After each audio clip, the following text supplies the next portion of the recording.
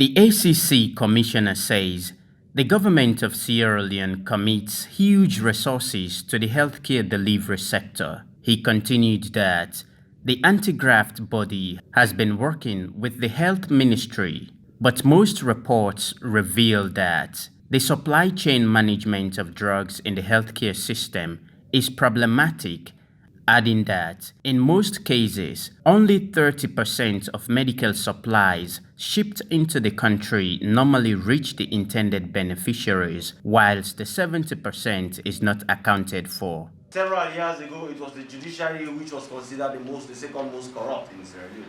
For several years, back to back, it is now the healthcare delivery system that occupies that position in the ranking of corruption in Sierra Leone, second only to the police.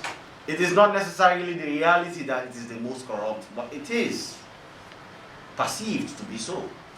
Now we all know that we need to do a lot of soul searching in terms of ensuring that such an important sector should not have such a perception hanging over it. The health minister confirmed that a couple of years ago, government allocated 7% of the country's GDP to the health sector, which has now been increased to 12%. He noted that the MOU between the ACC and the health ministry is to ensure that every pill is accounted for and that all healthcare workers who undermine the work of their hard-working colleagues in saving the lives of Sierra Leoneans will be removed from the system. Fraud, waste, and abuse.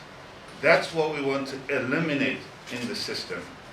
When you talk about fraud, waste, and abuse, it sounds like just 3 words. But the impact in people's lives is so incredible. Your small fraud there is costing people's lives in Kenema, in Kabbalah, in Matru, in Port Loko. That waste of government resources that should have gone in the right place to secure the life and well-being of somebody that's your cousin, that's your nephew, that's your niece, is so vital. If they work towards achieving the objectives of the MOU, signing of these documents between the two institutions could be a means of improving good governance and enhance effective and quality healthcare delivery system. Salif Jarno Kamara, AYV News in Freetown.